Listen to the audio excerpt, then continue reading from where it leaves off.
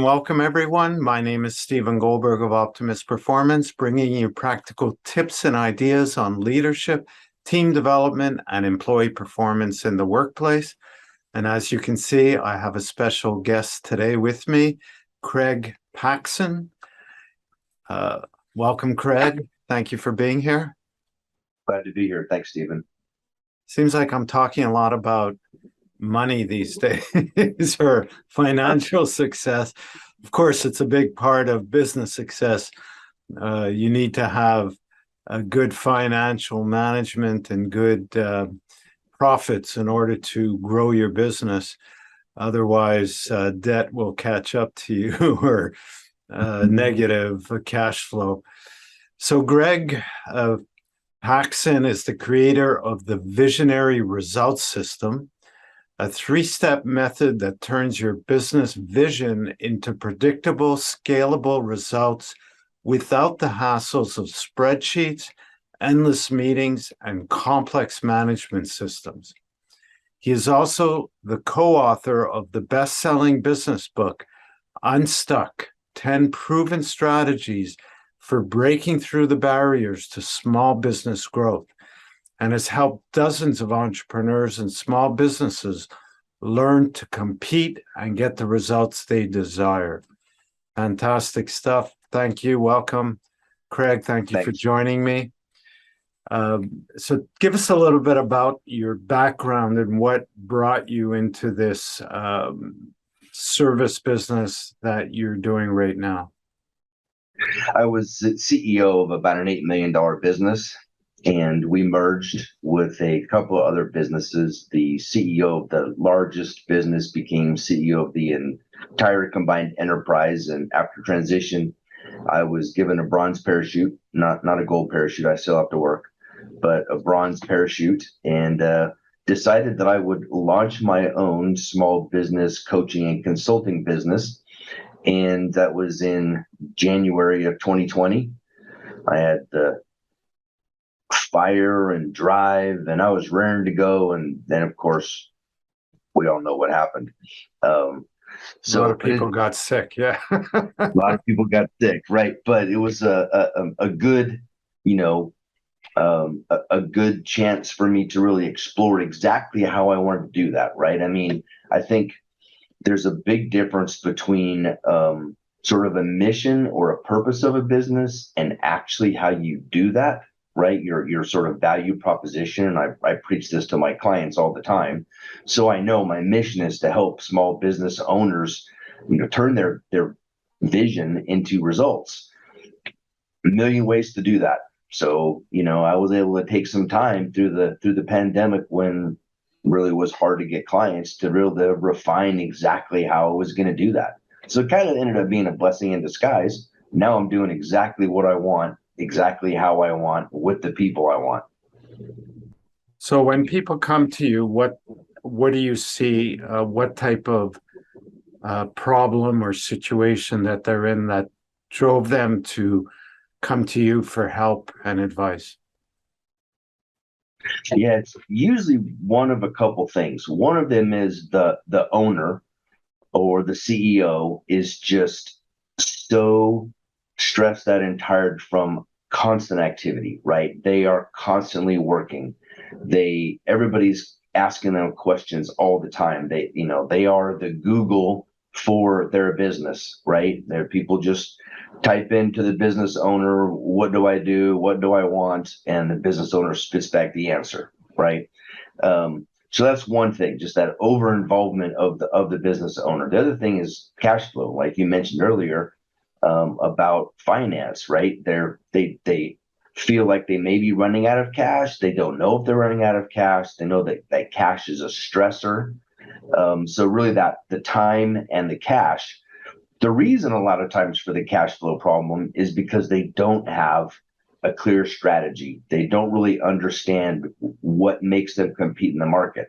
What helps them get clients is, guess what? The owner, right? The owner goes and finds clients. It's the owner's network, the owner's hard work, the owner's perspiration that helps them find clients. It's not because they offer or do something different. They don't have a true competitive advantage. The competitive advantage is the owner. So These two things go hand in hand. The owner is so hyper busy because they are the rainmaker. They are the competitive advantage, which means they're getting really, really tired. They're doing all the work. And now they're stressed about cash flow because a new competitor comes along. Amazon decides they want to go into the HVAC business, and now all of a sudden all the HVAC companies are, quaking in their boots. How do we compete against Amazon, right? So those things go hand in hand, but those are the general reasons why business owners seek out people like me. So what do you, in this situation, you have a stressed out business owner, probably doing too many things. Sales relies on him. So even if he wanted to sell the business, he probably couldn't, because you're not buying a business, you're buying a business owner who just wants out. So there's, diminishes the value of the company. So Yep. What is your solution? What do you come in and do? Do you go in hands-on? Are you just coaching him on what to do? Right. Yeah, no, for me, it's a combination of both.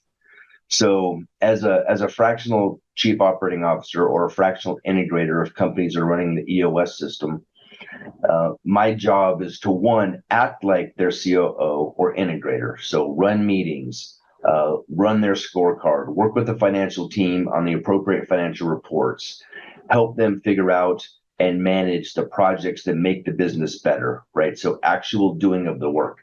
The second thing, though, is that I am also a coach, trainer, mentor for the business owner, the leadership team, and the company, because my desire is to be out of the business in a year. If they're still dependent on me a year from now, then I have not fulfilled my purpose. So I want to be out of there. So I put them through a fairly rigorous education over the course of the year. We talk about things like leadership, conflict management, strategy, talk about things like cash flow and finance, process optimization, how to delegate and hold people accountable, all of those things that are really the basics of business management. I call that program the Visionary MBA. And so the idea is that I'm modeling and doing work, and I'm preparing them to be able to do the work so that they can get rid of me in a year. And, that sounds like quite a transformation, because on one hand, it seems like you're bringing in some structure, some systems to be able to create a dashboard, to be able to see what's happening in each functional area of the business.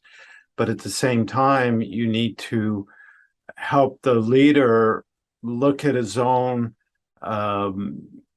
style of leadership and how to shift that. So how do you combine the two? It's quite a mountain to climb, it seems. And Yeah. What's the biggest challenge in doing that? Because I know a lot of people that are probably listening to this, small business owners, are faced with this situation. Right. Absolutely. Right. Well, I mean, the first thing is I won't work with anybody who doesn't want to change and doesn't want to grow, right? As a leader themselves. If they just want me to be a pair of hands, it's not the kind of client that I want. They must want to grow and change. So, that combination, I think when I'm working as the integrator, as the COO, I'm modeling the behaviors, the management styles, the way of thinking that's going to make them successful. So they get to see that, see it in action, right?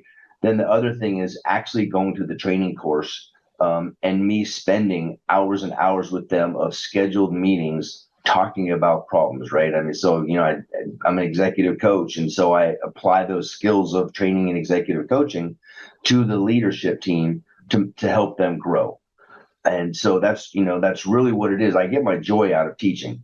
I'm doing because they need some people to do, but my complete joy comes out of the teaching part and the aha moments and watching clients figure something out and change, and that light bulb go off in their eyes, right? And then they're like, oh, I get it now. Or you see them doing something in a different way, in a much more productive way, a much healthier way. And man, that's just like, that's the best. That's what makes your heart sing,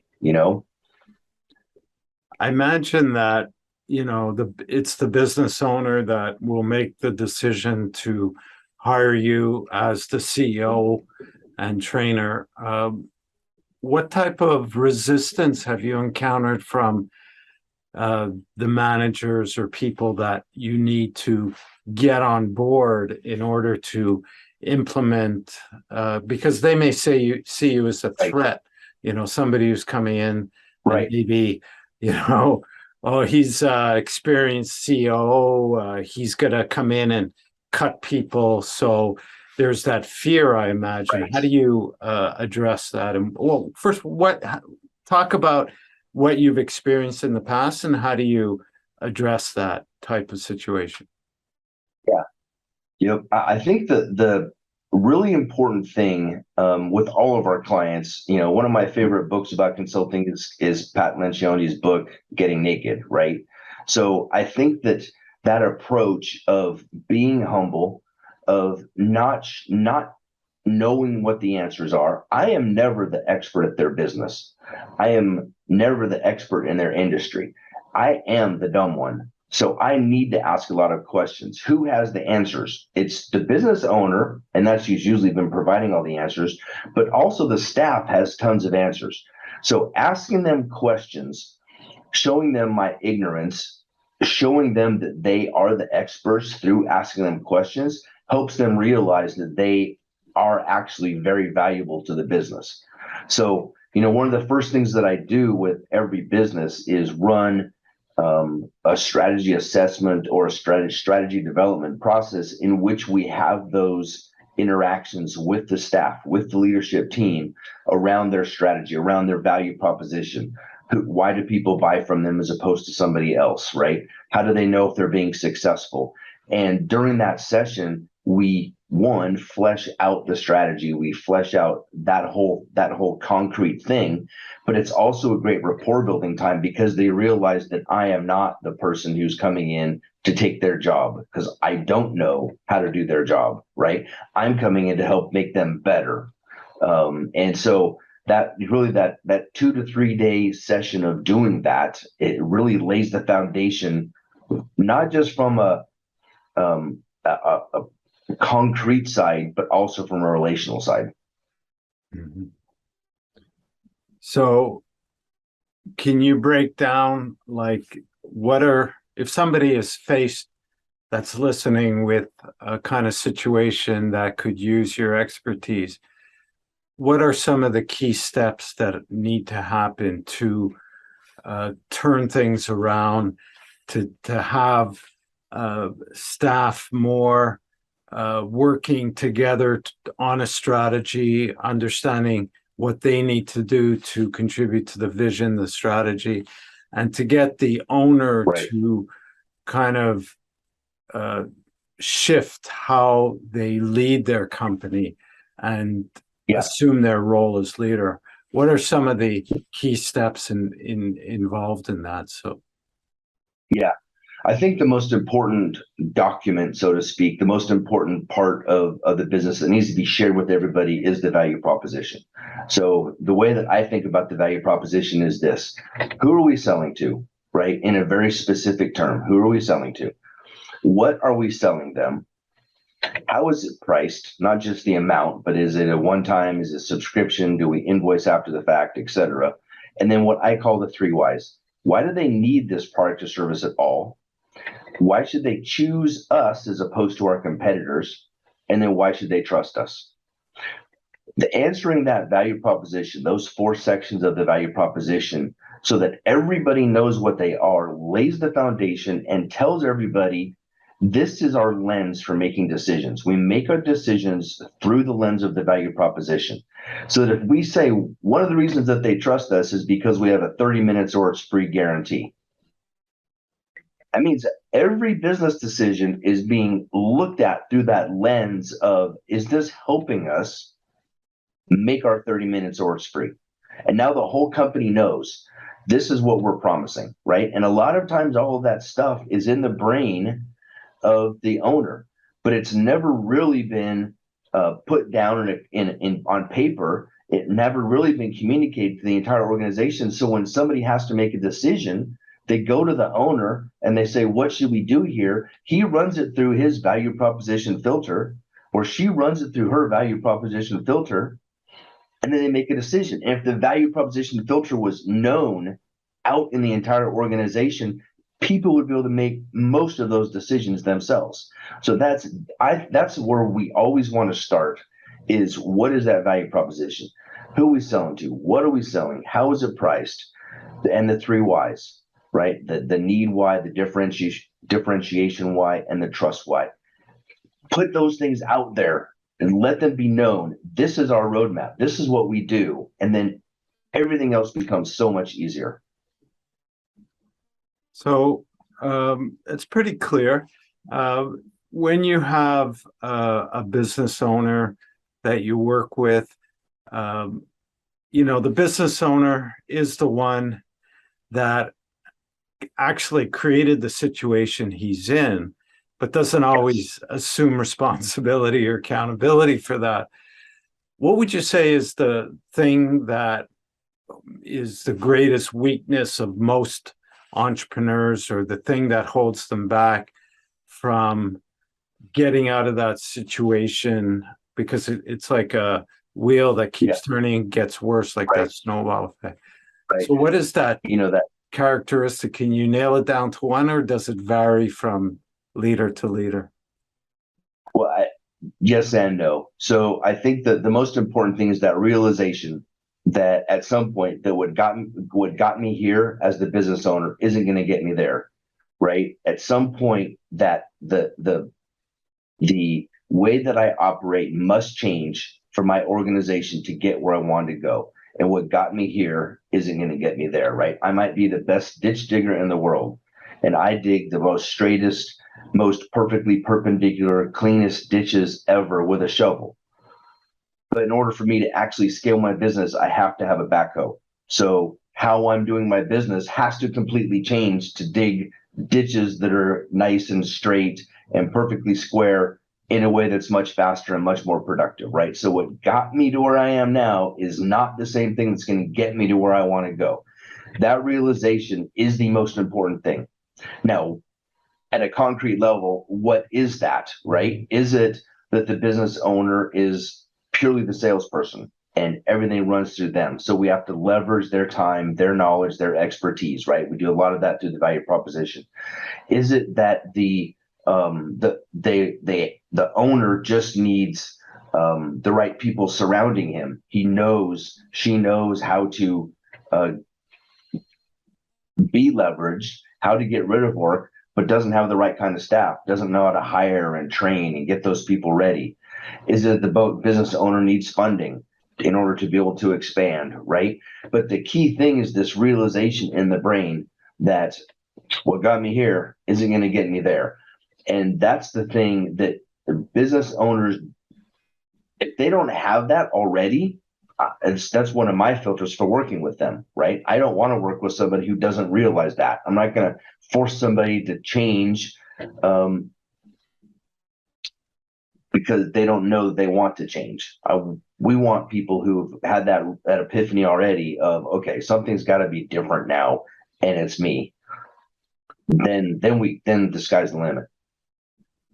So for a business owner, a small business owner listening to this that's experiencing the problems that you describe, what is one free or one valuable free action that they could take or implement that will help them solve the problem?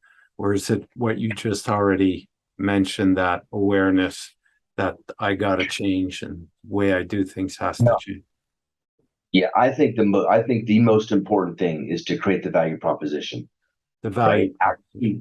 Yep. Sit down and create the value proposition and make it clear so that everybody in the whole company knows, who are we selling to? What are they buying from us? How are we getting reimbursed for this? What is the pricing? And then why do people need this product at all? Why should they choose us versus somebody else? And then why should they trust us? Get that out of your brain. Put it onto a piece of paper. Doesn't need to be wordsmithed and pretty, like a pretty mission statement and all flowery language and stuff. No. This is going to be the lens by which every business decision is made, right? So get it out of your head onto a piece of paper and talk to everybody about it. Is this right? Does this make sense to you? Is this actually what we stand for? Should we be doing something different than this? But once you have agreement, everybody's there. Now you have something that everybody in the company can act on, right? Whether it's the business owner, the second in command, the janitor, every salesperson, whatever it might be. Everybody now is using the value proposition to run their portion of the business. That is the most important step. Without that, everything else fails. Without that, doing strategic projects fails. Having a scorecard fails. Compensation and bonuses fail. Everything fails unless you nail this one thing of how do we compete and win in the market. Once you've nailed that and everybody knows it, everything else you do is going to be it's synergistic, it's leveraged, it's going to work so much better than if you don't have that value proposition nailed down. Yeah, it creates that clarity, which gives you a road on which to drive on, and now you know where you're going, I guess, and how fast you need to get there, or can you get there? Yeah. Right. Yes. So do you have a free resource, a valuable free resource that you can direct people to that will further help them with this value proposition or with the problem that they're facing of scaling or stress, whatever it is people? Yeah. So what do you have? So on my website, visionaryresults.com, there's a page, free stuff. So visionaryresults.com/free stuff. There's also a menu link to it. And on that menu link, there are several free resources, some worksheets around different aspects of the business. And so all of those are free to download and can be very valuable to a business owner to help them create the results that they want. Excellent. So I'm going to check that out, but I'll put links to that in the description of this video and the podcast so people can easily reference that. I always finish with this last question. What is the one question that I should have asked you that would give great value to our audience? Yeah, that is a great question. I ask that a lot myself too, right? The question that I wish people would ask me all the time, that very few people ask me, is what is strategy? We bandy around the term strategy all the time. Yeah, my strategy is this, my strategy is that. Well, in terms of a business, I like to think of strategy in this way. The capabilities that are required to win in the market and obtain the organizational results. So the win in the market part is encompassed by the value proposition. The capabilities is something completely different. What are the things that we need, the daily actions that we do, the tools that we need, the numbers we need to track? Those are all the capabilities. So we need to develop the capabilities to actually run the value proposition. But the value proposition always comes first. What's the value prop? Then we can figure out what are the processes, what are the numbers we have to track, what are the other resources that we need to have in order to actually make the value proposition work. So think of strategy being in that way. It's the capabilities that are required to win in the market and obtain organizational results. Excellent. Strategy, value proposition, and then capabilities. What do we need to build on that, execute it? So kind of like strategic thinking, strategic planning. And that's so important today, I think, more than ever because of the globalization, the competition from everywhere, the ability to be a one-man show, yet sell your services worldwide. The whole world has been turned upside down and we need to adapt to it and always be looking at the trends and the shifts because they're either an opportunity or threat, depends how we're situated, and react to them. So that's fantastic Exactly. information that you've shared. It's generated some thoughts in me as a business owner. And so I appreciate, and I'm going to check out your resources for sure. So Craig, thank you Excellent. so much for joining me today. It's been a pleasure. I've learned a lot. I hope the listeners have as well. If you'd like to learn how to become a better leader and manager or drive employee performance in your organization, I as well have a wealth of videos and articles on these topics, along with free downloadable forms and worksheets for creating simple and effective things like job descriptions, performance evaluations, setting goals, and much more. And you could find links to that in the description of this video, podcast, or on my website, which is optimusperformance.ca. Or you can search me on YouTube. Just type in Stephen Goldberg with a PH. So until next time, thank you again, Craig. And for everyone else, hope to see you soon. Thank you for listening.